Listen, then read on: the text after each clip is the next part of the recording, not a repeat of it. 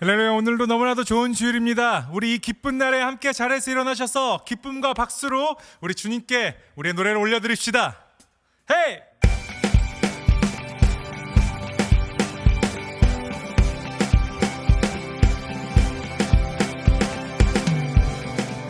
모두 다 주 앞에 나와 기쁨과 감사를 들고 구원의 주께 노래해.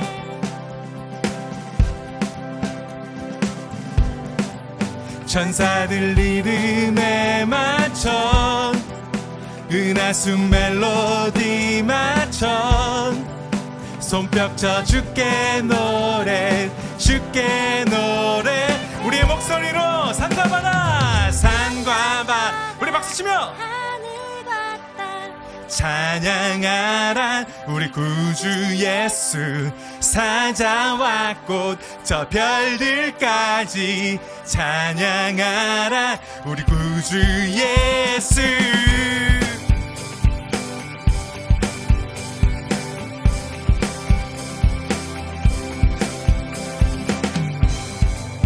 온 땅의 끝이 돌아와 잃은 양 모두 돌아와 구원의 주께 노래해.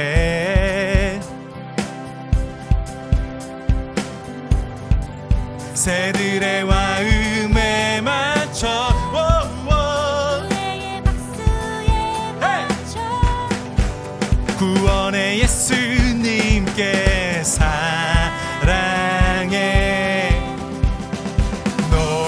우리 다 같이 다 산과 바다 하늘과 땅 찬양하라 우리 구주 예수. 사자와 꽃 저 별들까지 찬양하라 우리 구주 예수. 해와 달과 낮과 밤 다 찬양하라 우리 구주 예수.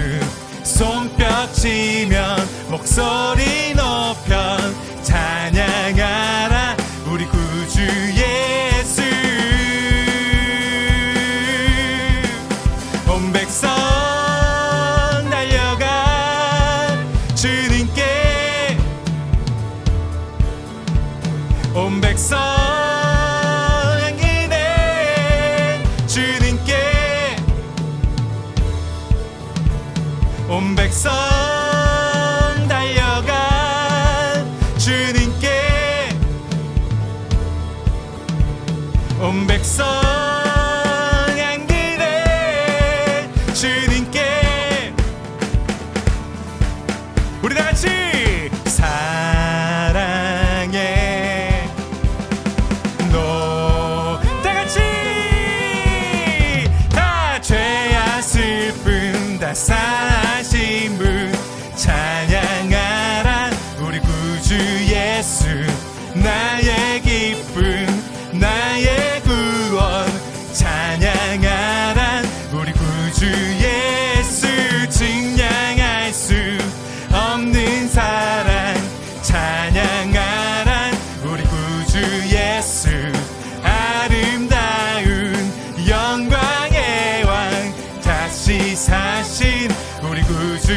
우리 목소리로 나나나나 우리 박수 치며 나나나나 나나나나 호호 나나나나 나나나나 나나나나 나나나나. 같이 나나나나 나나나나 나나나나 나나나나나 나나나나 나나나나 나나나나 나나나나나.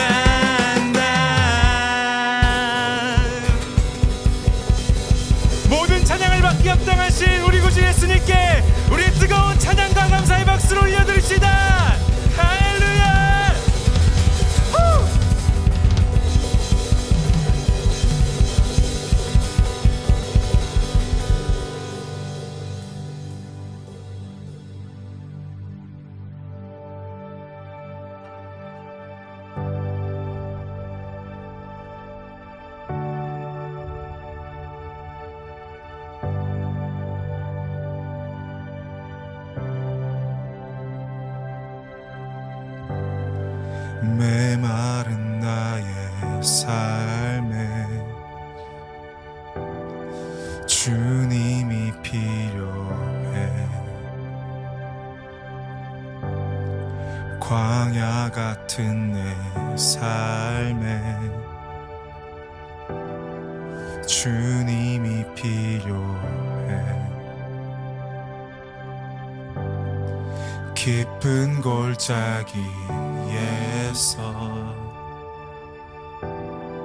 주 이름 부르네. 죄로 사무친 내 삶 주 이름 부르네. 성령님 내 안에 오셔서 내 삶이 전부 다 바뀌길 원해. 오 성령님 내 안에 오셔서 주님 뜻 이루어지길 간절히 원해. 하나님의 그 사랑이 나를 덮네. 날 채우네. 주 보내신 그 성령이 내 삶, 내 맘, 내 손 꽉 붙잡네. 깊은 바다 위에서 깊은 바다 위에서 주 이름 외치네. 내 모든 약함에서 주 이름 외치. 하나님의 그 사랑이 나를 덮네. 날 채우네. 주 보내신 그 성령이 내 삶, 내 맘, 내 손 꽉 붙잡네. 우리 함께 고백합시다. 성령님 성령님 내 안에 오셔서 내 삶이 전부 다 바뀌길 원해. 오 성령님 내 안에 오셔서 주님 뜻 이루어지길 간절히 원해.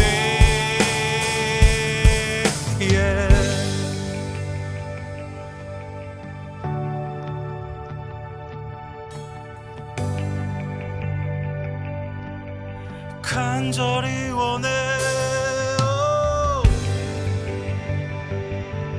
오늘 주님께 간절히 부르짖는 모든 사람들에게 성령님께서 오셔서 우리 마음 가운데 다시 한번 불을 태워주실 것이며 우리 마음 가운데 열정을 일으키실 것이고 우리를 사망에서 생명으로 다시 일으키실 것입니다. 그것을 간절히 바라시는 분들 오늘 함께 예배드리시는 장소에서 주님께 두 손을 높이 올려드리시다. 주님, 우리가 주님 없으면 안 됩니다. 성령님, 오늘 이 시간 우리 가운데 오시옵소서. 부어주시옵소서. 채워주시옵소서. 우리를 다시 일으키시옵소서. 다시 태워주시옵소서.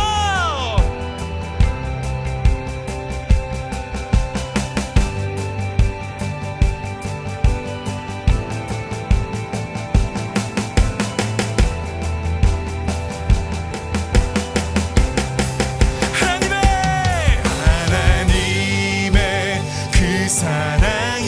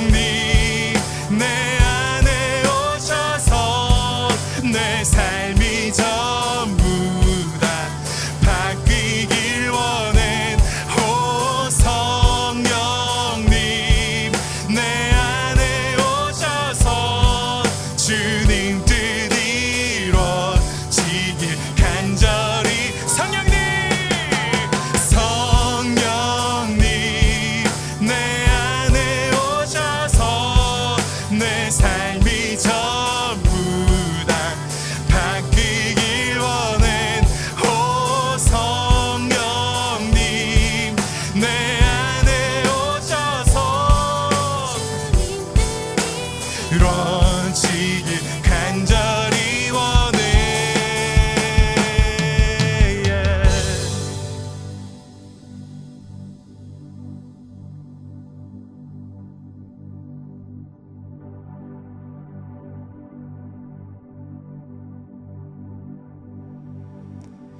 메마른 나의 삶에 주님이 계시네. 광야 같은 내 삶에 주님이 계시네. 깊은 골짜기에도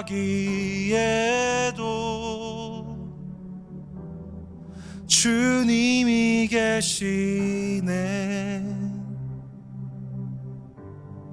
내 모든 약함에도 주님이 계시네.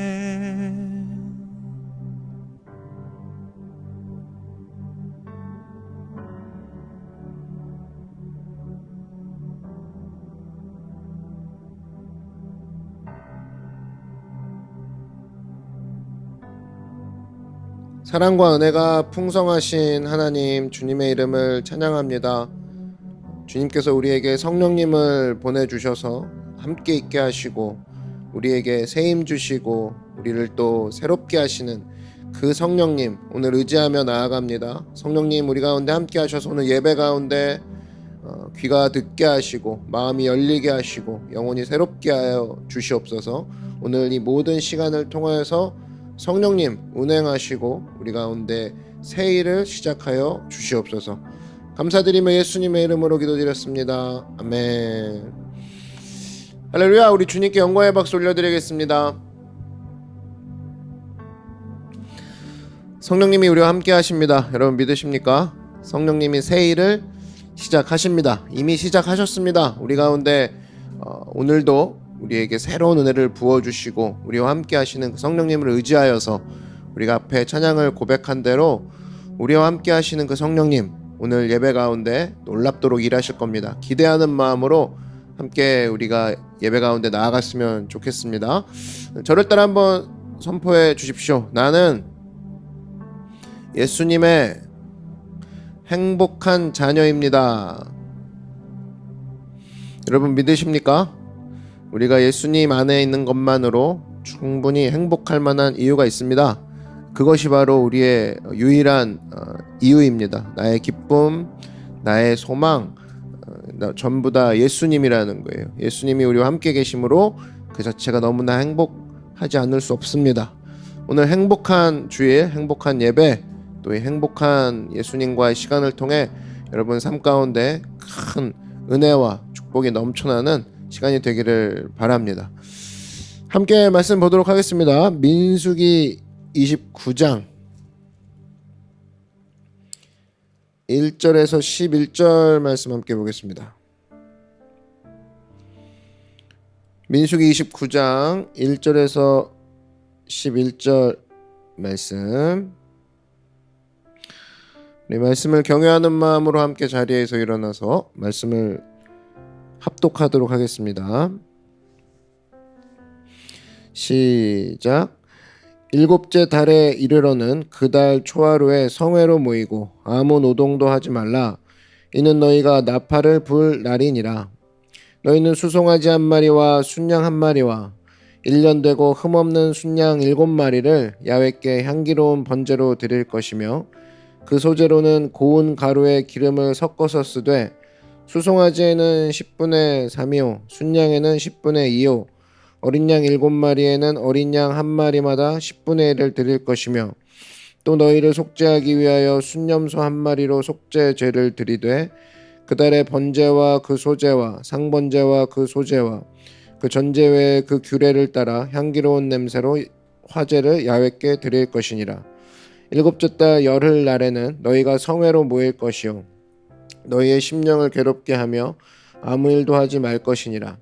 너희는 수송아지 한 마리와 순양 한 마리와 1년 된 순양 7마리를 다 흠없는 것으로 야훼께 향기로운 번제를 드릴 것이며 그 소재로는 고운 가루에 기름을 섞어서 쓰되 수송아지 한 마리에는 10분의 3이요 순양 한 마리에는 10분의 2요 어린 양 7마리에는 어린 양 한 마리마다 10분의 1을 드릴 것이며 속죄제와 상번제와 그 소제와 그 전제 외에 순염소 한 마리를 속죄제로 드릴 것이니라. 아멘.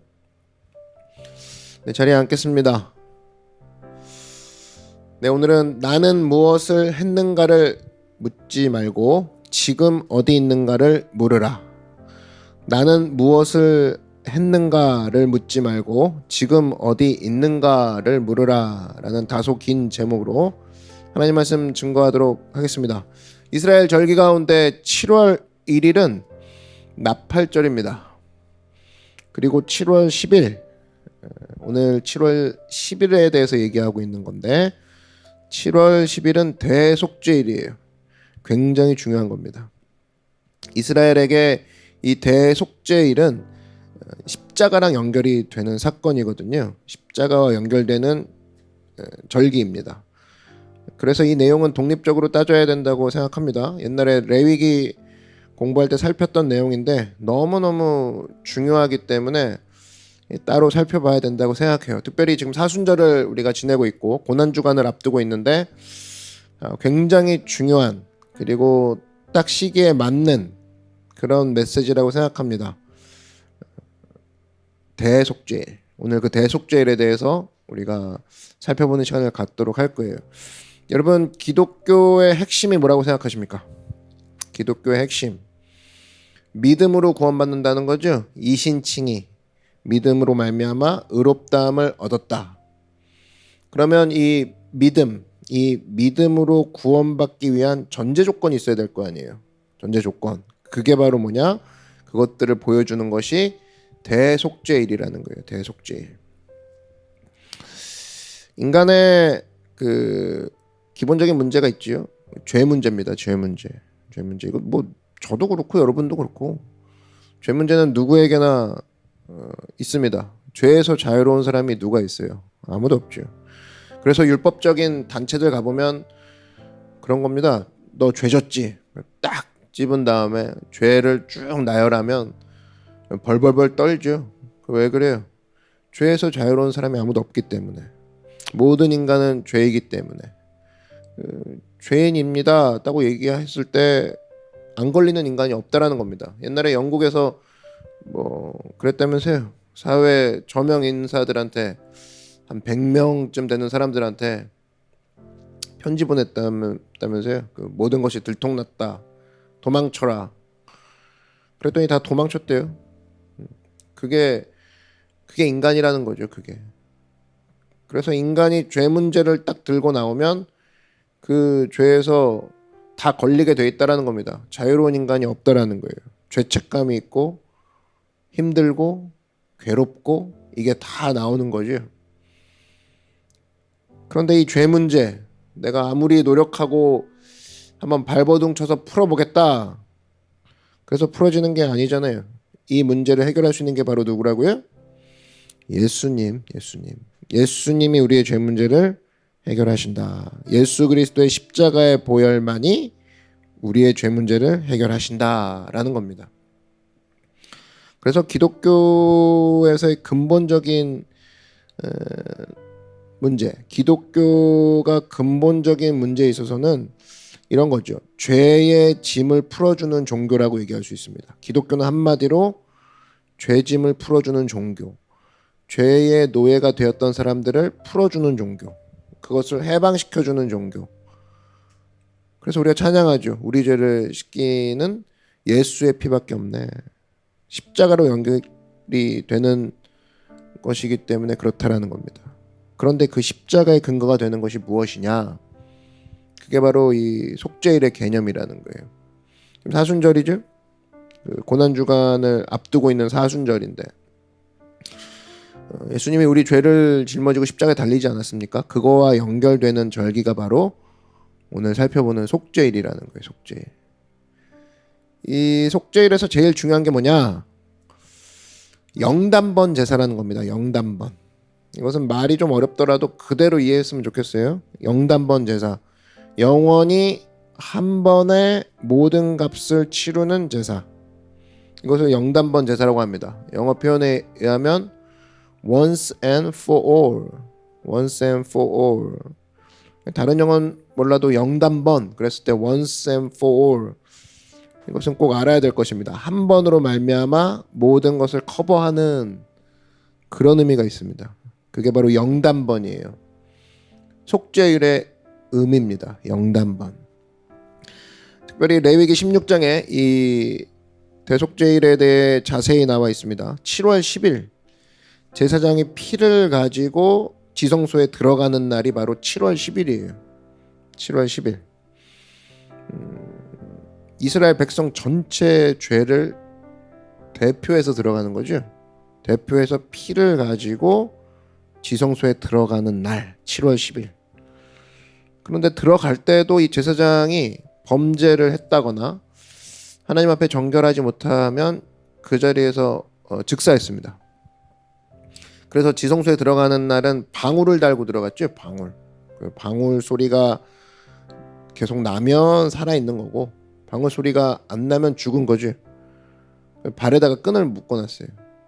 그래서 방울 소리 안 나면 죽은 겁니다. 그래서 그 밖에 있는 사람이 줄로 끌어당겨서 죽었으면 그 시체를 끌어냈죠.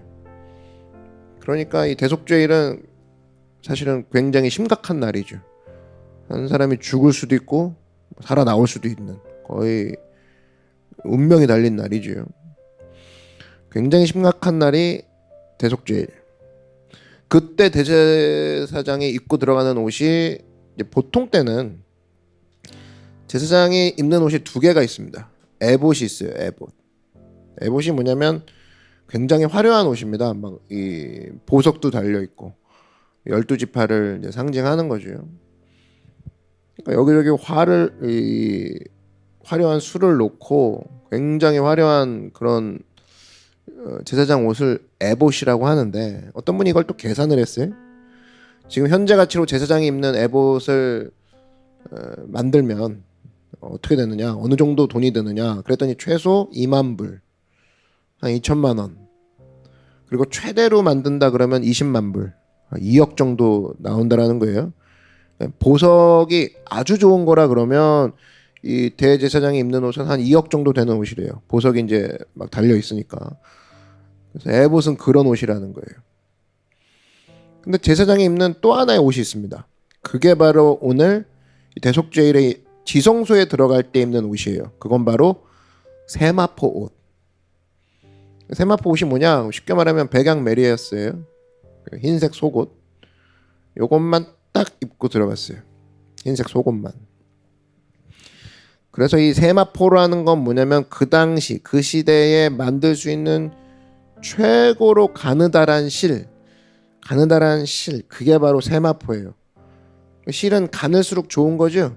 기술이 뛰어난 거죠. 그 실이 가늘게 길게 뽑아낼 수 있다는 것 자체가. 그래서 뭐 요즘에 양복 같으면 보통 이제 젊은 사회 초년생들이 입는 옷들, 뭐 그런 양복은 한 뭐 80수 정도 될 걸요. 80수. 한 20만 원 정도 되는 그런 양복들. 좀 괜찮은 거. 양복이 이제 올라갈수록 수가 올라가죠. 우리나라는 이제 워낙 그 텍스타일 기술이 뛰어나서 한국은 그냥 그 그지 같은 옷도 웬만하면 백수예요. 백수. 그래서 몇만 원짜리인데도 백수는 되더라고. 보니까 좋더라고요. 그 다음에 양복이 조금 더 괜찮다 그러면 120수. 그 다음에 진짜 괜찮다로 올라가기 시작하면 이제 180수. 180수 양복 같은 경우는 처음 나올 때 초창기에 거의 한 1,000만 원 가까이 됐어요. 지금 제가 한 45만 원까지 세일하는 거 봤는데 뭐 상상 못하는 가격이죠. 처음 나왔을 때. 그 정도로 한국이 이 텍스타일 기술이 발달이 됐어요. 얼마나 발전됐는지 뭐 미국 같은 데 가보면 괜찮은 해외 브랜드 있잖아요. 120수만 해도 한 1,000만 불, 1,000불 돼요. 1,000불. 굉장히 크죠. 그러니까 양복 같은 경우는 외국에서 살 필요가 없어요. 한국이 좋은 거예요. 한국이 180수를 45만 원에 세일해서 살 수 있는 나라 한국. 그죠? 굉장히 의류 산업이 발달이 된 거죠. 근데 이 수라는 게 뭐냐? 수. 요즘 뭐 180수도 더 위로도 만들 수 있다고 그러는데 이 수 이게 뭐냐면 이겁니다. 양털 1g으로 몇 미터까지 뽑아낼 수 있습니까? 라고 했을 때 180m를 뽑는 거예요. 양털 1g으로 180m를 쭉 길게 늘리는 거예요. 그게 180수거든요. 굉장히 얇은 거죠. 이런 것을 세마포라고 합니다. 세마포. 이런 백색 옷을 입고 들어갔다. 그러면 이 세마포가 상징하는 게 뭐냐? 세마포가 상징하는 것은 죽음이라는 거예요. 죽음. 죽었다예요. 죽었다. 난 이거 입고 들어간다라는 그 의미가 난 이제 들어갈 때 죽었다 이거예요. 이거 어떻게 알죠? 요한복음 20장 7절 보니까 예수님이 장사 지낸 다음에 또 머리를 쌌던 수건은 세마포와 함께 놓이지 않고 딴 곳에 쌌던 대로 놓여 있더라. 예수님의 무덤에 뭐가 개어져 있었어요? 세마포. 무슨 얘기예요? 죽음을 상징하는 거죠. 죽음을. 그러니까 목숨 걸고 지성소에 들어가는 날 입는 옷 세마포. 그거예요. 그러니까 대속죄일은 뭐냐면 예수님 같이 죽은 자의 모습으로 들어가는 날. 그게 바로 대속죄일이에요. 그러니까 의미심장한 날이죠. 아주 의미심장한 날입니다. 그러면 이 대속죄일이 왜 중요하냐? 이스라엘 백성들이 범죄하죠. 이거 한번 생각해 보세요. 범죄를 하는데 날마다 범죄한다고. 날마다. 뭐 인간이 뭐 날마다 범죄 안 하는 인간이 어디 있겠습니까? 다 범죄하죠. 뭐 예수님의 표현에 의하면 여자가 지나갈 때 음욕을 품는 자는 다 가늠했다고 그러시고 또 미워하는 거 살인이라고 얘기하시고 뭐 거짓말하고 시기 질투하고 등쳐먹고 사기치고 이런 것들이 전부 다 죄악 아닙니까? 우리 가운데 그런 게 얼마나 많아요. 그래서 죄를 질 때마다 만약에 회개해야 된다, 매번 회개해야 된다 그러면 우리는 평생 회개해야 되는 거죠. 평생. 매 순간. 왜? 매 순간 죄를 짓는 거니까. 죄로부터 자유로운 사람이 누가 있습니까? 아침에 숨 쉴 때부터 숨이 걷어질 때까지 계속 죄 짓는 거죠. 잠에서 깨서 잠이 들 때까지 계속 죄를 짓는 거죠. 그게 인간이라는 거예요. 그래서 이렇게 죄가 떠오를 때마다 계속 회개했던 인생이 한 명 있죠. 마틴 루터. 그러니까 죄가 떠오를 때마다 계속 회개했어요. 죄가 생각날 때마다 가서 회개하고 또 회개하고. 카톨릭에서는 신부한테 가갖고 고해성사하는 거죠. 그래서 마틴 루터가 고해성사를 했대요. 죄가 생각날 때마다. 그랬더니 신부님이 짜증을 내면서 했던 말이 있죠. 좀 몰아서 갖고 오면 안 되냐고. 한 시간에 어떻게 3번이 나오냐고. 그런데 그게 인생이라는 거예요. 그게 철저하게 그렇게 회개를 하면 생활이 안 되잖아요. 생활이 안 되죠. 이스라엘 백성도 마찬가지입니다. 그 정도로 죄가 많이 있었다라는 거예요.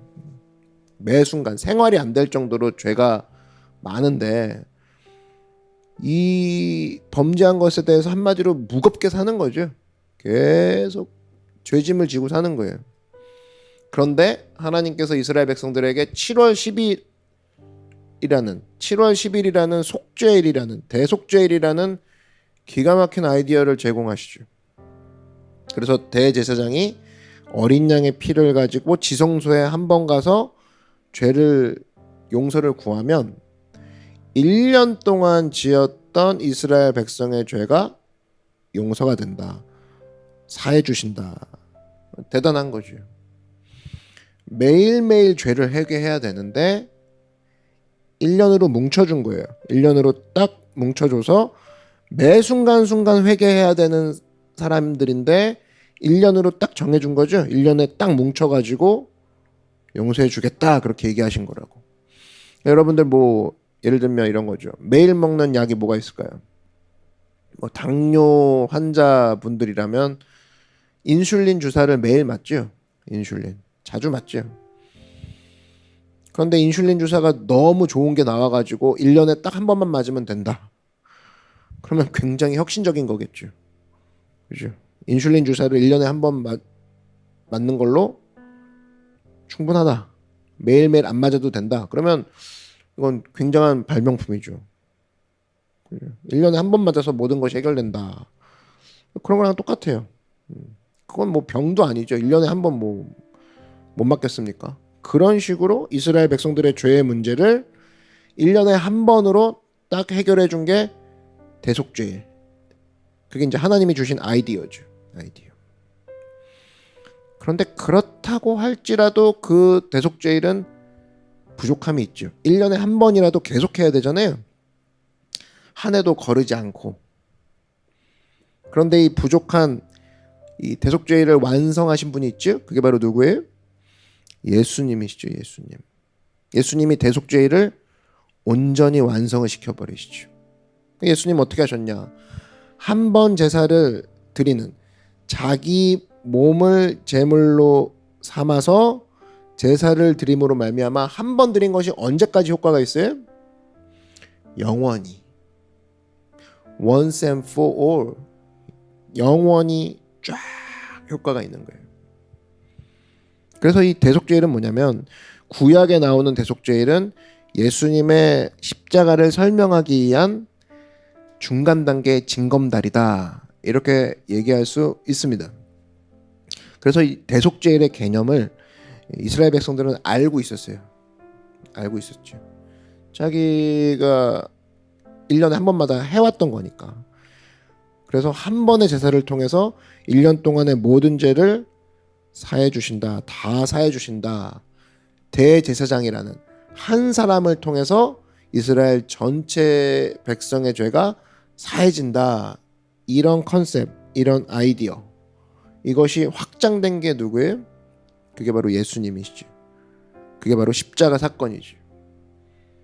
예수님은 어떻게 했어요? 한 번의 제사로 말미암아 과거, 현재, 미래의 모든 죄를 다 사해 주셨다. 누구를? 모든 인류를. 이렇게 되는 거예요. 그러니까 완성이 된 거죠. 완성이. 그래서 이 컨셉을 갖다가 설명해 주는 게 히브리서 9장에 나옵니다. 9장 7절 보니까 오직 둘째 장막은, 여기서 말하는 둘째 장막이 뭐냐? 지성소로 들어가는 거죠. 대제사장이 홀로 1년에 한 번 들어가되, 이게 언제예요? 대속죄일 7월 10일 7월 10일을 얘기하는 거예요. 7월 10일에 들어가는 거고, 자기와 백성의 허물을 위하여 드리는 피 없이는 아니하나니 피를 가지고 드리는 제사다, 그 얘기예요. 근데 이게 불완전했어요. 그런데 이걸 완성시킨 분이 누구라고요? 그게 예수님이시죠. 예수님. 예수님이 한 번에 모든 죄악을 다 씻는 십자가의 대속을 이루셨다. 그게 바로 이제 우리가 앞으로 맞이할 고난주간 의미, 십자가의 의미다라는 겁니다. 과거와 현재와 미래의 모든 죄를 다 사해주는 능력이 되셨다라는 거예요. 제가 과거에 이런 글을 읽은 적이 있습니다. 참 재미있다고 생각했는데, 예수님의 십자가의 대속의 능력이 우리의 모든 죄악을 다 용서한다. 이것을 설명하는, 뭐 정확하게 맞는 건 아닌데, 어린이 전도하시는 목사님이 들려주시는 예화를 들은 적이 있어요. 보여주신 예화인데 좋은 것 같아요. 그 목사님이 어린이들에게 예수님의 대속의 능력, 예수님이 용서하시는, 예수님이 죄를 사하시는 능력이 어떤 건지를 설명해 주면서 이렇게 설명했어요. 그러니까 교리 교육을 잘 시키는 거죠. 물이 담겨 있는 투명한 유리병을 딱 보여줬습니다. 그리고 여기 물이 있습니다. 그리고 난 다음에 그 위에 검은색 물감을 한 방울 딱 떨어뜨렸다라는 거예요. 그러니까 물이 검게 변화가 됐겠죠. 그러면서 이렇게 설명했대요. 우리 인간이 원래는 깨끗한 모습이었는데 범죄함으로 말미암아, 원죄로 말미암아 이렇게 더럽게 되었다. 검게 변하게 되었다. 그래서 우리 인간이라는 건 큰 죄니 작은 죄니 의미 없어요. 의미 없다고. 한 방울이든 10방울이든 떨어지는 순간 검게 변하는 거죠. 의미가 없는 거죠. 검어지는 건 똑같아지는 거니까. 그래서 인간은 죄로 말미암아 오염되었고 다 죄인이 되었다. 그렇게 설명하니까 애들이 쉽게 이해했겠죠? 애들이 딱 이해를 했어요.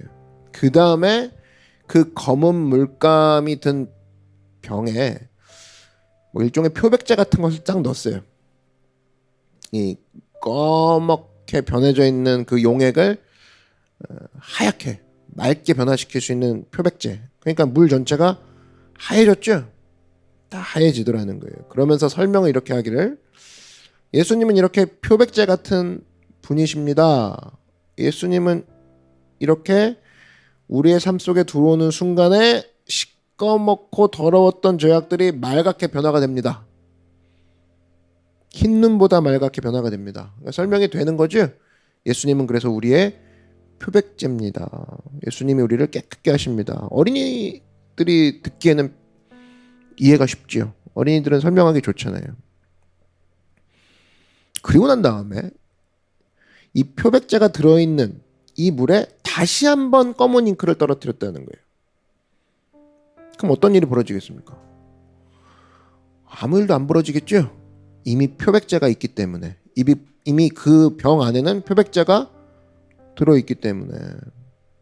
그러면서 설명하기를, 우리가 과거에 지었던 죄악도 예수님의 능력으로 말미암아 맑게 씻겨졌지만 장차 지을 죄악, 또 한 방울의 죄악이 떨어진다 할지라도 이미 내가 예수 그리스도 안에 있기 때문에, 표백제 안에 있기 때문에 그 죄악이 우리를 지배할 수 없다고, 그 죄악이 우리에게 효력을 발생시킬 수 없다.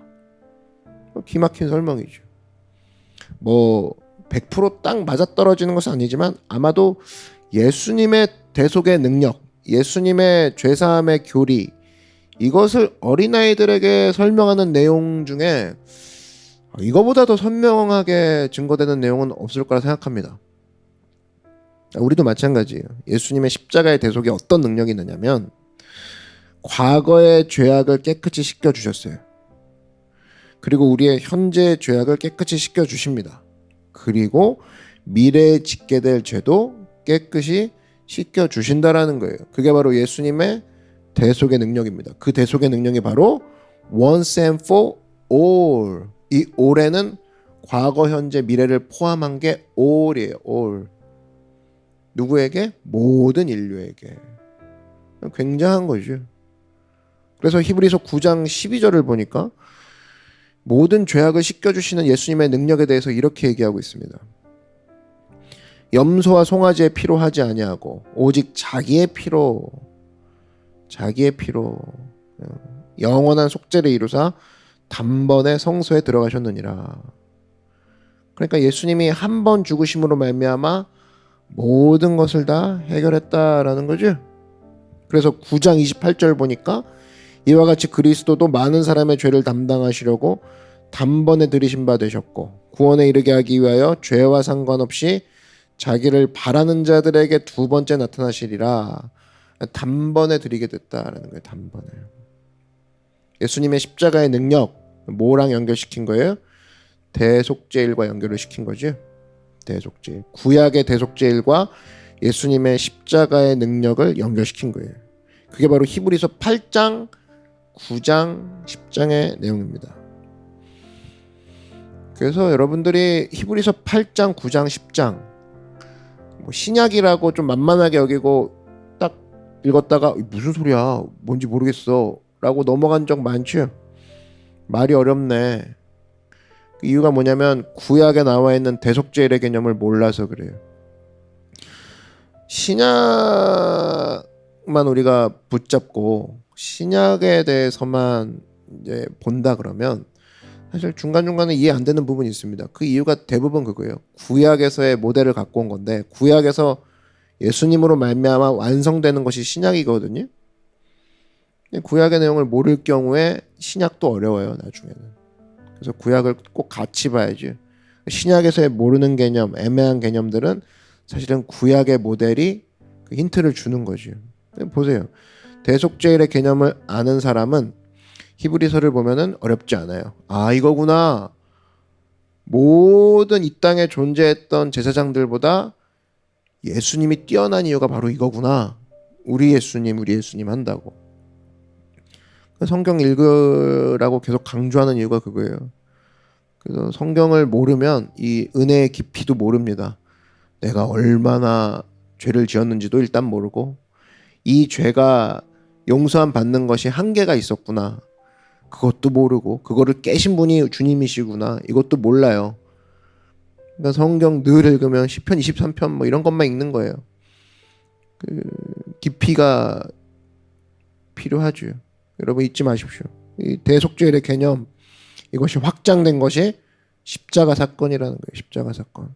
고난 주간을 앞두고 있는 우리가 붙잡아야 될 굉장히 중요한 개념입니다. 그래서 오늘 이 개념이 우리에게 굉장히 중요해요. 굉장히 중요해요. 대속죄일의 개념을 이해한다 그러면 예수님의 십자가의 능력은 바로 뭐냐? 대속죄일의 완성이다. 완성. 1년에 한 번 처리했던 그 대속죄일인데 이제는 예수님으로 말미암아 한 번의 제사, 예수님이 들이신 십자가에서의 한 번의 그 사건으로 말미암아 우리의 모든 죄악이 영원히 처리가 되었다. 그게 바로 십자가 사랑이에요. 하나님의 대속죄일이 완성되었다. 그게 바로 십자가의 능력이라는 겁니다. 그럼 이제 여기서 이제 우리 적용을 해봐야죠. 적용. 그럼 기독교라는 건 뭐냐? 기독교의 메시지는 이겁니다. 기독교의 메시지는 뭘 열심히 했고 뭘 열심히 안 했고 노력하고 애쓰고 막 그런 게 아니라 가장 근본적인 것은 기독교의 핵심 메시지 자리 잡음이에요. 자리 잡음은 다른 말로 내가 어디에 있느냐 이게 중요합니다. 기독교의 핵심 메시지는 네가 지금 어디 있느냐. 아담과 하와가 선악과를 먹었을 때도 하나님이 제일 먼저 하신 질문이 그거죠. 아담아 네가 어디 있느냐. 어디 있느냐 굉장히 많아요. 베드로한테도 예수님이 물어보는 게 뭡니까? 네가 뭘 했느냐? 왜 날 부인했느냐가 아니라 너 지금 나 사랑하니? 사랑하는 그 위치에 있니? 네가 어디 있느냐? 사랑한다 그러면 사명 가운데 나아가라. 네가 뭘 했느냐 안 했느냐 그거 보지 않겠다. 어디 있느냐를 늘 물어보죠. 성경은. 여러분 어디 있느냐가 굉장히 중요해요. 뭘 했느냐. 예를 들면 이런 겁니다. 내비게이션 찍어갖고 어디 차 타가지고 찾아간다고 해봐요. 그럼 아무리 좋은 내비게이션이 있다 한들 내가 지금 어디 있는지를 표시를 안 해주면 못 찾아가겠죠. 그럼 아무리 운전을 잘해도 내비게이션이 네가 지금 어디 있는지를 안 알려주면 모르겠죠. 목적지만 갖고는. 우리는 쓸데없는 소리 하죠. 나 운전 되게 열심히 하고 있어. 그러니까 뭐라고 하지 마. 이런 거. 그러니까 자기가 뭘 했는지만 계속 떠올리고 있지 내가 지금 어디 있는지는 몰라요. 그럼 문제가 되는 인생이 된다라는 겁니다. 그래서 항상 기독교의 메시지는 그거예요. 너 지금 뭐 했니? 뭘 열심히 했느냐? 뭐 잘못했느냐? 그게 첫 번째 근본적인 질문은 아니에요. 기독교의 질문은 내가 뭘 했는지, 뭘 잘했는지, 뭘 잘못했는지 이걸 묻는 것은 율법주의고 십자가를 통과한 사람은 그것을 첫 번째 질문으로 두지 않습니다. 그거는 나중에 열매를 체크할 때 질문이죠. 내가 주 안에서 절제했는가, 주 안에서 충성했는가. 그건 나중에 물을 두 번째 질문이고 첫 번째 질문은 바로 뭐냐? 내가 지금 어디 있는 사람인가? 난 지금 어디에 위치해 있는가? 그걸 물어야 된다라는 거예요. 그걸. 그래서 신약 성경에 뻔질나게 나오는 표현 중에 하나가 그리스도 안에. 그리스도 안에. 이 얘기 굉장히 많이 나오죠. 엔크리토스, 엔크리스토, 인 크라이스트죠. 무지무지하게 나옵니다. 그리스도 안에, 그리스도 안에, 그리스도 안에. 샘플로 하나 예를 든다 그러면 우리 맨날 암송하는 구절 있죠. 고린도후서 5장 17절. 그런즉 누구든지 그리스도 안에 있으면 핵심이죠. 뭘 행한 게 아니에요. 행한 게. 내가 노력하고 애쓰고 기도하고 철야하고 금식하고 그 얘기가 아니죠. 누구든지 그리스도 안에 있으면 새로운 피조물이라. 이전 것은 지나갔으니 보라 새 것이 되었도다. 위치죠. 위치예요. 위치. 여러분 예수 믿는다는 게 뭔지 아십니까? 내가 뭐 잘했고 못했고 그 문제가 아니라 1차적인 문제는 너 지금 어디 있니? 위치예요. 너 지금 어디 있어? 그거거든요. 너 누구 안에 거하느냐? 예수 안에 거하면 새로운 피조물이 되었습니다. 여러분 믿으십니까? 그게 1차적인 질문이라는 거예요. 내가 새로운 피조물이 된 거예요. 주님 안에 있으면. 그 다음에 내 인생이 다 변화가 되기 시작하는 거죠. 첫 번째 물어야 될 게 위치라는 거예요. 너 어디 있니? 자리 잡음. 그래서 요한복음 15장에도 보면은 5절에 포도나무 가지 비유가 나오죠. 그것도 위치죠. 나는 포도나무요 너희는 가지라. 이것도 인크라이스트 개념이죠. 인크라이스트 개념. 그가 내 안에 내가 그 안에 거하면 사람이 열매를 많이 맺나니. 우리는 뛰어다녀야 열매를 많이 맺는다고 생각하는데 성경은 달라요. 거하면 거하는 게 뭐 위치죠. 네가 내 안에 거하면 열매를 많이 맺나니. 너무나 다른 접근입니다. 그러나 그게 성경적 접근이라는 거예요. 네가 내 안에 있으면 열매를 맺는 거지. 네가 뛰어다닌다고 열매 맺는 거 아니다. 사람이 계획을 할지라도 그 길을 인도하시는 분은 야훼신이라 그거와 연결이 되는 거죠. 나를 떠나서는 너희가 아무것도 할 수 없음이라. 네가 뛰어다닌다고 뭘 할 수 있을 것 같니? 내 안에 있을 때 모든 것을 할 수 있단다? 성경이 제대로 얘기해주고 있는 거죠. 그게 바로 위치 개념이에요. 가지가 열매 맺으려면 어떻게 해야 돼요? 열심히 가지가 혼자 뛰어다니는 게 아니라 붙어 있어야 된다. 붙어 있어야 된다. 제가 요한복음 강의할 때도 맨날 했던 얘기지. 한국 속담에 기는 놈 위에 뛰는 놈이 있고 뛰는 놈 위에 나는 놈이 있다. 근데 뭐 이것을 성경적인 맥락에 의해서 하나를 더 붙인다 그러면 나는 놈 위에 뭐예요? 붙어 다니는 놈이 있죠. 붙어 다니는 놈. 나는 놈한테 붙어 있는 놈. 그 나는 놈이 딱 날다가 착륙하기 직전에 살짝 뛰어내리면은 그 붙어 있는 놈이 1등 하는 거죠. 그죠? 붙어 다니는 놈. 우리 다 어떤 사람들이에요? 예수 믿는 사람들은 다 뭐예요? 우리는 기는 사람도 아니에요. 뛰는 사람도 아니고 나는 사람도 아니에요. 날고 기는 사람이 있다 그러는데 우린 둘 다 아니라고. 우린 어떤 사람들이에요? 붙어 다니는 놈이에요. 붙어 다니는 놈. 끝까지 붙어 다니는 놈이에요. 누구에게? 예수님께. 예수님께 끝까지 붙어 있는 놈들이에요. 우리가 다. 그래서 호가호이라는 얘기도 있죠. 호랑이 위에 올라타 가지고 사람들이 호랑이 무서워갖고 막 피하는데 지가 잘나서 피하는 줄 알고 그걸 호가호이라고 하죠. 우리가 잘난 게 아니에요. 예수님 덕을 우리가 보고 있는 거라고. 예수님이 우리와 함께 해주시기 때문에 예수님이 능력을 갖고 계신 분이기 때문에 우리를 보고 마귀가 떠는 거지. 우리가 마귀랑 붙으면 백전백패죠. 어떻게 마귀가 우리가 상대가 됩니까? 우리가 지지. 근데 우리와 함께 계시는 예수님 때문에 우리가 백전백승할 수 있다. 예수님께 붙어있는 사람만이 누릴 수 있는 축복이라는 겁니다. 그게 그리스도 안에 거하는 거예요. 여러분 지금도 많은 난관들이 있죠. 문제가 있죠. 머리 터질 것 같은 복잡함, 무거움. 그걸 내 힘 가지고 싸워보겠다. 백전백패라니까요. 어떻게 사람이 환경을 이깁니까? 이길 수가 없죠. 그런데 환경을 창조하시고 환경을 통치하시고 환경을 이기시는, 환경을 좌지우지하시는 예수님께 붙어만 있으면 이기는 거죠. 그게 승리의 능력이라는 겁니다. 누구 이름으로 싸워야 돼요? 그러면 누구 이름으로? 예수 이름으로. 저를 따라 선포해 주십시오. 예수 이름으로 승리를 얻습니다. 그거예요. 우리 이름은 어디 가서 내밀지도 못해요. 환경 앞에 나다. 너냐? 환경이 웃죠. 안 그래요? 병마 앞에 나다. 어쩌라고. 이렇게 되는 거예요. 집에 법 문제가 걸렸어요. 집에 뭐 재물의 문제가 있어요. 관계의 문제가 있어요. 들고 와서 나다. 어쩌라고. 이렇게 이 대답밖에 안 돌아와요. 그때 우리가 들고 나갈 이름은 예수 이름밖에 없죠. 예수다. 예수 이름은 명하노니. 그럼 듣는 피조물들이 깜짝깜짝 놀라죠. 와, 저것이 이제는 지가 하다 안 되니까 나를 지으신 모든 피조물은 예수님이 지으신 거죠. 모든 피조물의 주인인 이름을 들고 나오는구나. 깨갱 되는 거죠. 다윗이 골리앗을 물리쳤습니다. 그때 내용이 뭐예요? 너는 칼과 단창으로 내게 나아오거니와 나는 뭘 가지고 나간다고요?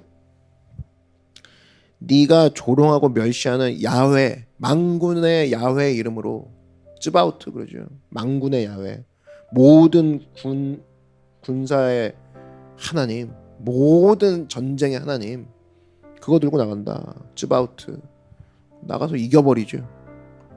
어디서 일개 병사 따위가, 골리앗은 다윗 눈에는 일개 쫄개로밖에 안 보이는 거예요. 어디 나는 지금 뭐 총사령관의 이름을 들고 나가.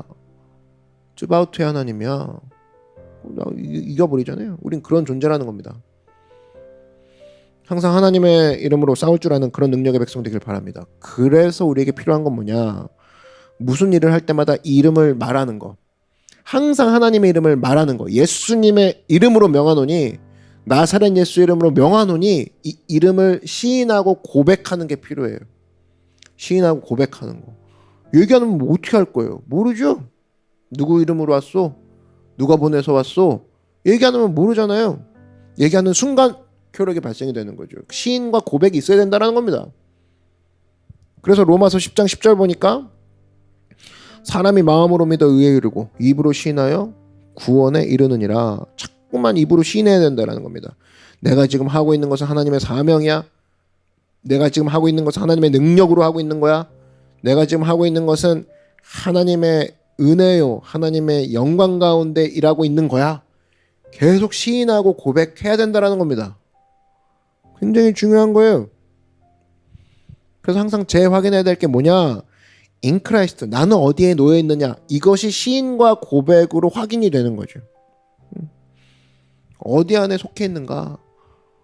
그걸 늘 확인하지 않고서는 제정신으로 살 수가 없습니다. 늘 바쁘게 살았고, 땀에 쩔어 있고, 정신 없고, 세월이 가고, 이번 주도 바빴습니다. 그게 잘난 얘기가 아니에요. 이번 주도 정신 없었습니다. 그게 좋은 얘기가 아니라고. 시인과 고백을 하고 살아야죠. 나는 이번 주에 하나님의 사명으로 뛰었습니다. 어디 있는지를 그것만 확인하면 돼요. 일이야 잘할 수도 있고 못할 수도 있지. 근데 어디 있는지만 확인한다. 그럼 제정신으로 산 거죠. 그냥 몇 달째 그냥 몇 년째 제정신으로 안 살고 있는 사람들 있지. 문제 있는 거예요, 그거. 어디 위치에 자기가 있는지를 정확히 알아야 되는 거죠. 내가 어디 위치에 있다, 주님 안에 있다, 그리스도 안에 있다, 이것을 알았다면 그 다음에 우리가 해야 될 일이 뭐지? 그걸 알았다면, 자기 위치가 어디인지 알았다면 그 다음에 해야 될 일, 주님의 몸의 일부로서 내가 그럼 주님의 손과 발이 되겠습니다. 주님 안에 있으므로 이제는 주님의 손과 발로 나를 사용하여 주시옵소서. 그런 기도가 나와야겠죠. 그게 바로 순종입니다. 순종. 그래서 이거죠. 자기가 어디 있는지, 내가 그리스도 안에 있구나 확인을 했으면 그 다음은 그리스도 예수님 저를 사용하여 주시옵소서. 제가 주님 안에 있습니다. 순종으로 넘어가는 삶이 돼야 된다는 거예요. 이걸 뭐라고 하냐면 믿음 생활이라고 하는 거예요. 믿음 생활. 나는 그리스도 안에 있습니다. 믿음을 고백한 거죠. 믿음을 시인한 거죠. 믿음 생활은 뭐예요? 주님의 손과 발로서 내가 움직이기 시작하는 거죠.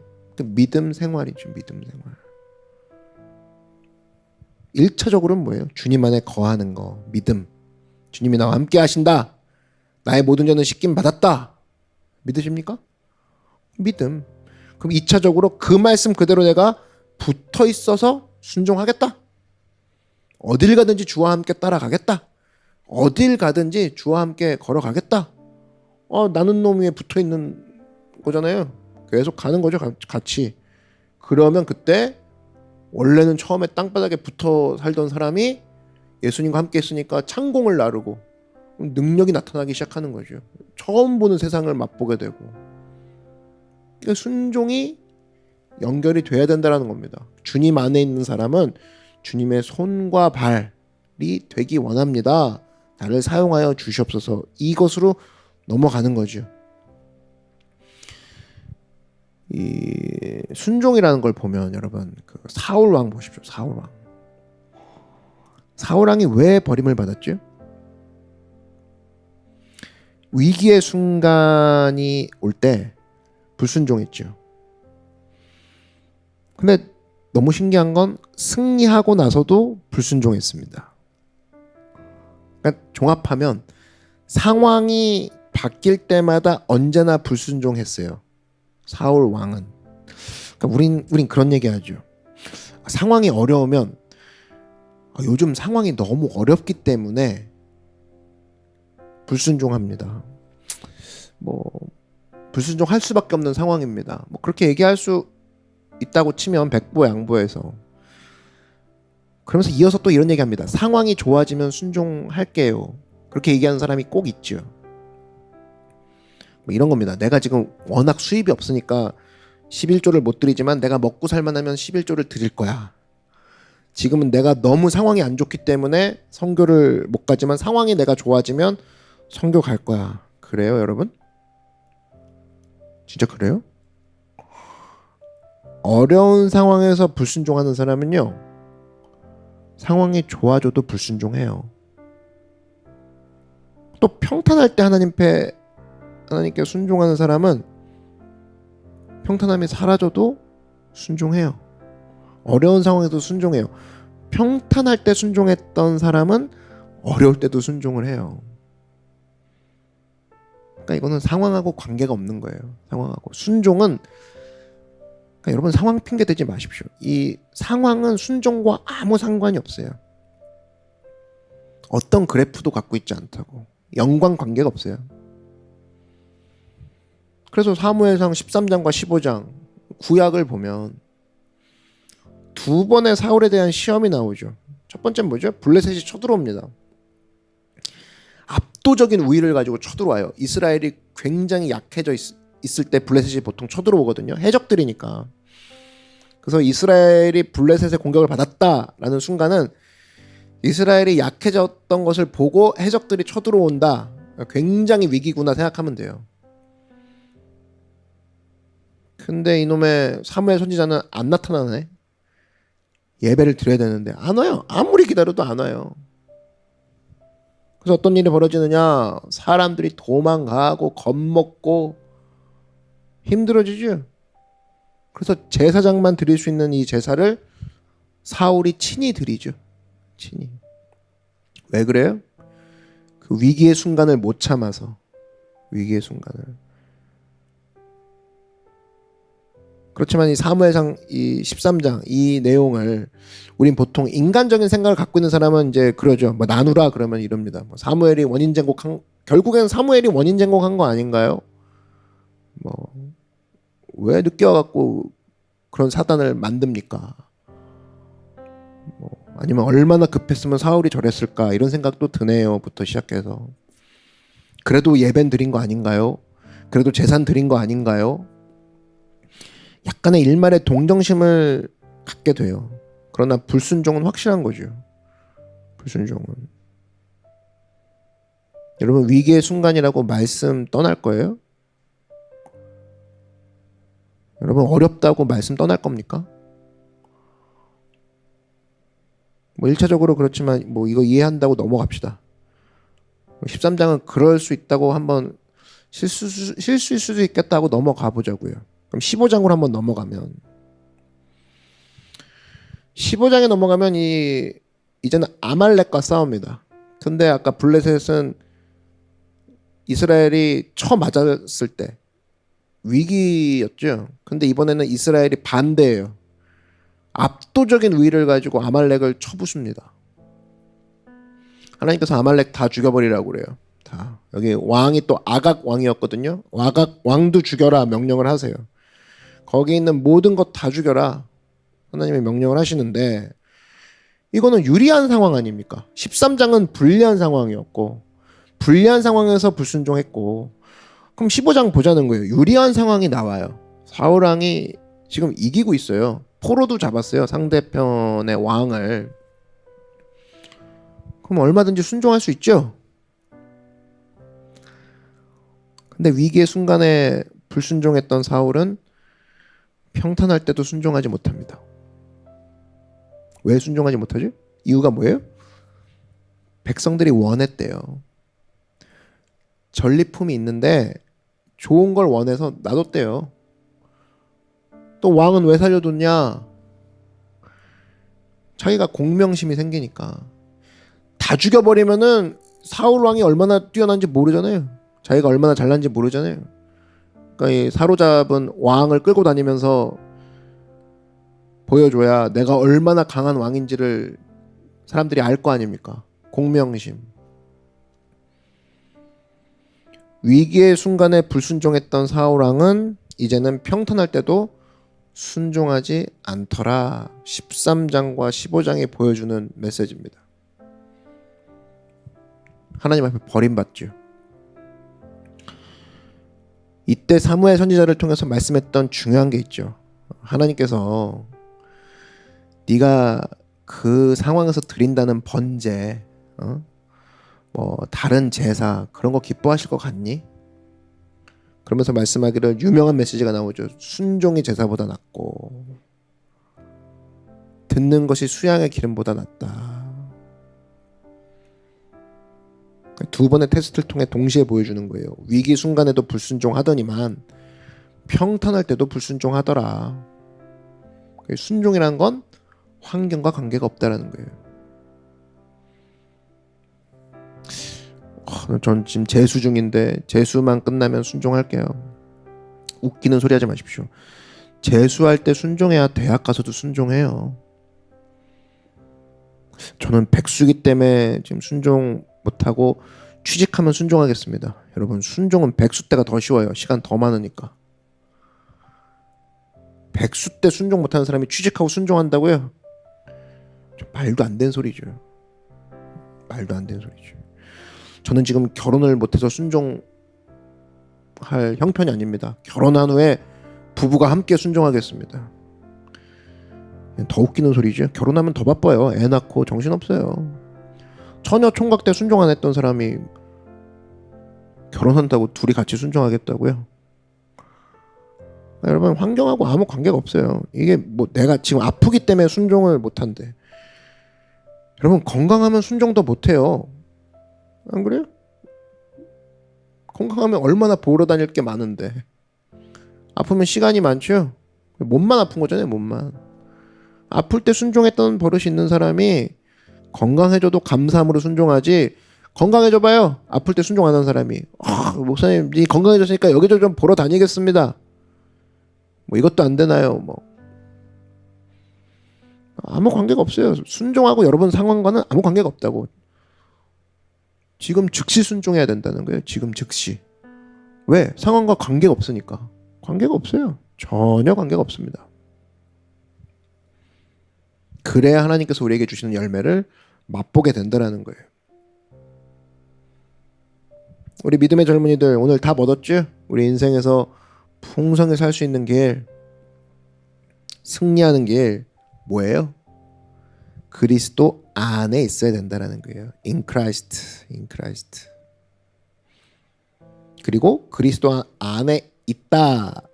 그러면 그 다음부터 순종하십시오. 적극적인 순종. 적극적인. 뭐 같은 순종도 그런 거 있죠. 식어진 가슴에서 고민하다가 이제 밤낮 마지못해 끌려가가지고 질질 끌려가서 맞아가면서 순종하는 사람들 있죠. 좋은 일인데 맞아가면서 순종해. 그래서 맨날 너 잘 부르는 찬양 뭐야? 뭐 천부의 의지 없어서입니다. 오늘 이번 연도도 맞았어. 올해도 깨졌어. 나 피났어. 하나님이 나 혼내셨어. 그런 얘기 그만하시고 적극적인 순종을 통해서 풍성한 열매, 30배, 60배, 1000배, 만배 열매를 거두는 우리 귀한 하나님의 백성들 되기를 바랍니다. 기도하겠습니다. 이제 한번 다 같이 간구하겠습니다. 간구하실 때 하나님 우리에게 참된 말씀의 능력을 주시니 감사합니다. 그 말씀 대신 그리스도 안에 있기 원합니다. In Christ. 그래서 그리스도 안에 거하는 게 진짜 젊음이에요. 정말 푸르른 젊음이라고. 내가 그리스도 안에 위치 확인하기 원합니다. 그리고 위치 확인했으면 이제 나의 행동을 순종으로 연결시켜서 철저한 순종, 적극적인 순종으로 열매를 거두는 인생 되게 해달라고 이 시간 다 같이 주님의 이름 한 번 부르고 통성으로 간구하겠습니다. 주여, 사랑해 주님 감사합니다. In Christ 주님 안에 있기 원합니다. 말씀 되신 주님 안에 있기 원합니다. 예수님 안에 있기 원합니다. 우리 가운데 함께 하셔서 오늘 주님 안에 내가 있는지 다시 한번 믿음으로 시인하고 고백하게 하시고 믿음 가운데 걸어가게 하여 주시옵소서. 하나님, 우리 삶 가운데 하나님 정신없이 바쁘게 사는 인생들 있습니까? 내려놓고 주님 안에서, 하나님의 사랑 안에서, 주님의 은혜 안에서 나의 위치를 확인하고 그 안에 거하는 하나님 포도나무와 가지의 관계를 가지고 나아가는 열매 맺는 사람들 되게 하여 주시옵소서. 또한 하나님, 적극적으로 철저하게 순종하기 원합니다. 형편이 어렵다고, 형편이 좋다고 형편으로 나뉘는 순종이 아니라 주님 언제 어느 때나 즉시 순종하는 사람들 되기 원합니다. 성령께서 함께하여 주셔서 오늘 우리 모든 성도들 가운데 주님의 손과 발이 되는 축복 있게 하시고 주님의 쓰임받는 우리가 되게 하여 주시옵소서. 나의 형편과 순종은 아무 상관이 없습니다. 언제나 이것을 가지고 나의 형편이 우위가 되는 것이 아니라 하나님이 말씀하신 순종이 나의 늘 첫 번째가 되는 믿음의 귀한 백성들 되게 하여 주시옵소서. 할렐루야, 할렐루야, 할렐루야, 할렐루야. 자, 기도하겠습니다. 사랑해 주님 감사합니다. 사울 왕은 자기 형편이 우상이었습니다. 자기 형편을 보는 것, 자기 형편이 자기 하나님이었습니다. 하나님, 어느새 우리의 하나님이 우리의 형편이 되었습니다. 나의 상태가 되었습니다. 이 모든 시도들을 내려놓고 이 시간 순종이 제사보다 낫고 듣는 것이 순양의 기름보다 낫다고 하였사오니 우리가 형편으로 말미암아 순종을 뒤로 밀고 당기는 사람들이 아니라 하나님 앞에 순종을 머뭇거림 없이 철저하고 적극적으로 순종하는 믿음의 귀한 하나님의 백성들 되게 하여 주시옵소서. 그 전에 그리스도 안에 있는지를 늘 시인하고 고백하며 찬양하며 감사하며 나아가는 인크라이스트 하나님의 백성 되게 하여 주시옵소서. 오늘 예배 가운데 우리에게 크니 두 가지 질문을 통하여서 삶이 바뀌게 하여 주시옵소서. 내가 열심히 했는가가 아닌 내가 주 안에 있는가, 그리고 주 안에 있다라면 내가 순종하는가, 그리고 적극적인 순종을 하는가, 이것을 통해 나의 삶이 주 안에서 큰 열매를 맺는 축복을 경험하는 하나님의 믿음의 백성들 되게 하여 주시옵소서. 예수님의 이름으로 기도드렸습니다. 아멘. 잠시 동안 고개 숙여주시기 바랍니다. 아직까지 그리스도를 믿지 않는 사람, 하나님을 알지 못하는 사람은 오늘 지금 즉시 예수님을 믿어 구원받을 수 있습니다. 나는 아직 예수 믿지 않습니다. 나는 타락했습니다. 다시 주께로 돌아가기를 원합니다. 나를 위해 기도해 주십시오 하는 분들은 인터넷 앞에서 일어나 주시기 바랍니다. 이 시간에 예수님을 구주로 모시면 구원을 받게 되고 하나님의 영광을 체험하게 되는 것입니다. 신속히 일어나십시오. 아직까지 내가 예수 믿지 않습니다. 내가 오늘 예수 믿고 구원 받겠습니다 라는 사람은 일어나셔서 저의 기도를 소리내서 따라해 주시기 바랍니다. 사랑하신 하나님, 저는 죄인입니다. 어디에서 와서 왜 살며 어디로 가는지 알지 못하고 방황하며 지냈습니다. 오늘 하나님의 부르심을 받고 믿음으로 일어났습니다. 예수님의 십자가 보혈로 저를 씻어 주시옵소서. 저를 위하여 죽으시고 저를 위하여 부활하신 예수님을 제 구주로 모셔드립니다. 지금부터 영원토록 주님과 함께 살겠습니다. 하나님은 내 아버지가 되셨습니다. 예수님은 나의 구주가 되셨습니다. 저는 하나님의 자녀가 되었습니다. 저를 구원해 주시니 감사합니다. 예수님 이름으로 기도드립니다. 아멘. 축복합니다. 축하합니다. 예수님께서 여러분의 삶 가운데 들어오셨습니다. 우리를 자녀 삼아 주셨습니다. 이 영상 하단의 소개란에 또 교회 링크가 있습니다. 여러분 함께 하셔서 교회를 통해, 우리 교회를 통해 신앙 성장에 도움을 받으시고 주 안에서 붙어 있어서 언제나 하나님의 축복을 받는 믿음의 귀한 자녀로서 다시 한번 새로운 삶을 출발하는 귀한 인생이 되기를 주의 이름으로 축원을 드립니다. 이 시간 몸이 아프신 분은 아픈데 손을 얹어주시기 바랍니다. 그 외의 분들은 가슴에 손을 얹어주시고요. 자, 여러분을 위해 기도하겠습니다. 사랑해 주님 감사합니다. 우리 가운데 말씀 주시고 말씀이 육신이 되어서 우리 가운데 오셔서 십자가의 사랑으로 영단번 다 한 번의 제사로 말미암아 우리를 구원하시고 죄사해 주시고 용서하신 그 하나님의 이름을 찬양합니다. 예수님의 십자가의 이름을 높여드립니다. 이 시간 주님 앞에 간구하오니 우리의 생애 속에 들어와 주시옵소서. 주님이 함께 하시면 우리의 죄가 깨끗이 씻김 받고 우리가 거듭납니다. 어떠한 인생의 역풍에도 주님이 함께 하시면 우리는 일어납니다. 이 시간 주님 우리를 치료하시고 고쳐 주시옵소서. 우리의 병을 고쳐 주시옵소서. 주님 오른손을 내밀어 안수하여 주시옵시고 어떤 병이든지 고쳐 주시옵소서. 기적이 일어나게 도와 주시옵소서. 중독이 치료되게 하여 주시옵소서. 성령으로 새로운 삶을 얻게 하여 주시옵소서. 예수 이름으로 고침을 받을지어다. 건강할지어다. 수고하고 무거운 짐 내려놓고 주님을 앙망하오니 주님 우리에게 힘 주시고 용기 주시고 능력을 주시옵소서. 축복하여 주시옵소서. 영혼이 잘되게 하여 주시옵소서. 범사가 형통케 하여 주시옵소서. 치료받고 강건하게 도와주시고 기쁨과 소망과 행복을 허락하여 주시옵소서. 예수님 이름으로 축복하고 기도드리옵나이다. 아멘. 저를 따라 한번 선포해 주십시오. 나는 예수님의 이름으로 승리했습니다. 여러분 믿으십니까? 예수님이 우리와 함께 하십니다. 예수님의 이름이 우리와 함께 하세요. 언제나 그 이름을 시인하고 고백하고 능력 가운데 그 십자가의 사랑에 붙어 승리하는 여러분 되기를 바랍니다. 이 시간 하나님께 우리의 마음 또 우리의 헌금을 올려드리는 시간입니다. 다윗 왕이 하나님께 이쁨을 받았지요. 나의 마음에 합한 자다 그랬습니다. 그가 그랬던 이유는 생활 속에서 언제나 하나님과 나의 위치를 확인했기 때문이에요. 하나님이 제일 위에 계시고 나를 또 보내셔서 왕으로 다스리게 하시는구나. 그래서 어떠한 것도 그 사이에 들어가지 못했어요. 하나님 그리고 본인 그 예배 가운데 어떠한 것도 우상으로 삼지 않았습니다. 오늘 우리의 삶도 마찬가지입니다. 우리가 드리는 모든 예물 또 우리가 일하는 직장 하나님이 마련해 주신 거예요. 허락해 주신 거죠. 그 마음을 가지고 이 시간 감사한 마음으로 드리는 예물 위에 하나님께서 큰 축복을 하실 줄 믿습니다. 다윗 왕의 헌금 기도문 우리가 함께 읽으면서 주님께 예물을 드리도록 하겠습니다. 시작. 다윗이 온 회중 앞에서 야훼를 송축하여 이르되 우리 조상 이스라엘의 하나님 야훼여 주는 영원부터 영원까지 송축을 받으시옵소서.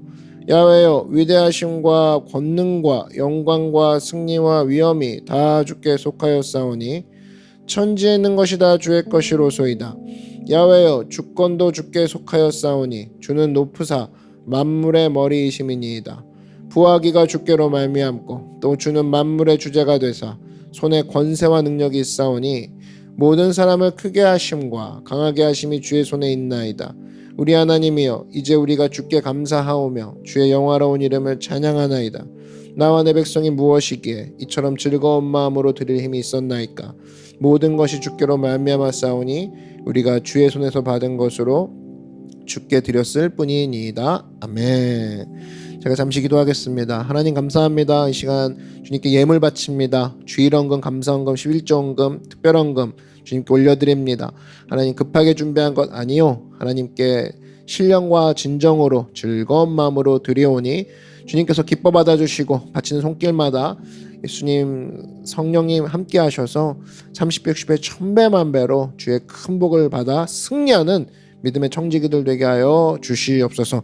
우리 교회 가운데도 축복하여 주셔서 이 시기에 더욱더 복음 증거할 때 부족함 없게 하시고 넉넉하고 넘치도록 채우셔서 하나님의 말씀을 전파하고 예수 그리스도의 이름을 증거하는데 날마다 크게 쓰임받는 하나님의 귀한 노크 교회가 되게 하여 주시옵소서. 우리 모든 성도들 가정 가운데도 함께 하셔서 식탁마다 섬김과 사랑이 넘쳐나게 하시고 이것을 통해 주님이 영광 받는 귀한 하나님의 성도들 되게 하여 주시옵소서. 감사드리며 예수님의 이름으로 축복하며 기도드렸습니다. 아멘. 할렐루야. 주님께 영광의 박수 올려드리겠습니다. 주님이 우리를 풍성케 하십니다. 은혜가 풍성한 하나님 그랬죠. 언제나 그 은혜는 바닥날 일이 없습니다. 함께 하시는 그 주님의 은혜는 언제나 우리와 함께 하시고 또 차오릅니다. 넘쳐나게 하세요. 그 넘치신 하나님의 은혜와 하나님의 복이 다 또 말씀으로 기록되어 있습니다. 그죠? 여기 보면 나와 있어요. 아, 내가 이번 주에 엄청난 짓을 저질렀구나. 자, 말도 안 되는 난 망난이야. 그럼 성경에 망난이들이 있어요. 읽어보세요. 오, 이렇게 구원하셨네. 이렇게 품고 가셨네. 와, 망난이의 삶이 나중에는 영광스러운 하나님의 용사의 삶으로 끝나네. 그지? 하나님, 예수님을 3번 부인한 베드로도 이렇게 쓰시는구나. 나 아직 기회가 있구나. 내 기회가 사실 사라진다 해도 걱정할 게 없구나. 하나님이 이렇게 바울을 쓰시고, 바울은 살인자였죠. 그 믿는 사람들 죽여버리고 다니는. 그게 전부 다 어디서 힌트를 얻는 거예요? 말씀. 그래서 늘 강조하지만 여러분, 말씀 꼭 읽으십시오. 고난주간, 부활주일 이거를 감격 있게 준비하는 거는, 와, 교회에서 엄청난 행사가 있지 않는 우리 교회는 뭐 부활절을 뭔가 제대로 느낄 수 없겠네. 그건 본인 탓이죠. 본인이 말씀으로 푹 젖어 있으면 정말 교회 나서는 그 길부터 감격이 넘쳐나죠. 와, 이번 주에 내가 만났던 노아, 이번 주에 만났던 베드로, 이번 주에 만났던 바울, 다 종합 펴보니 내 얘기네, 내 얘기야. 그러면서 설교를 딱 들었는데, 와, 대속죄일 얘기하시네. 와, 내가 거기에 서 있구나. 내가 바로 모세야. 내가 바로 여호수아야. 아니, 어디 은혜 안 받을래? 안 받을 수가 없죠. 말씀을 읽고 다니면. 그래서 최고의 고난 주간을 준비하는 길은 말씀 읽는 겁니다. 말씀 꼭 읽으시고. 최고의 부활절도 어디 있는 거예요? 말씀 읽는 거예요. 아, 세마포. 예수님이 세마포 오늘 목사님이 얘기하셨으니까 꼭 읽어봐야지 그 부분. 그래서 여러분, 제일 최고의 교재는 사실은 설교예요. 설교를 통해서 성경으로 나아갈 수 있는 거죠. 오늘 얘기하신 세마포 찾아봐야지. 아, 오늘 얘기하신 히브리서 읽어봐야지. 그러면은 민수기로 가봐야 되나? 아, 그러면 출애굽기, 레위기에 아까 그 오늘 오리진이 있다고 했는데 레위기를 한번 읽어볼까? 그렇게 가는 거예요. 그게 가는 거라고. 그러면서 또 이번에 또 함께한 또 그 교재들 있죠. 또 그 캠프 교재들 이런 걸 이제 도움을 받는 거죠. 그래서 언제나입니다. 말씀 읽지 않고서는 승리할 수 없어요. 말씀 읽지 않고서는 오늘 읽은 설교, 오늘 들은 설교 말씀이 다 날아갑니다. 항상 성경으로 돌아가세요. 항상. 그래서 제일 좋은 거 항상 말씀을 지니시고, 두꺼운 성경 들고 다니면서 말씀이 안 읽혀져요. 그럼 포켓 성경을 사는 노력을 해야죠. 포켓 성경 자그마한 성경 같은 거 들고 다니고, 핸드폰은 자꾸 보면 딴짓하니까 정말 급할 때만 보고, 말씀 읽는 캠프, 말씀 읽는 성도, 말씀 읽는 교회, 말씀을 통해 승리하는 여러분 되기를 바랍니다. 성경 꼭 읽으십시오. 성경 꼭.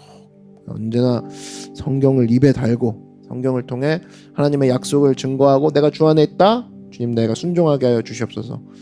모든 삶의 행동을 성경 말씀 안에서, 주의 사랑 안에서 붙잡고 나아가는 여러분 되기를 바랍니다.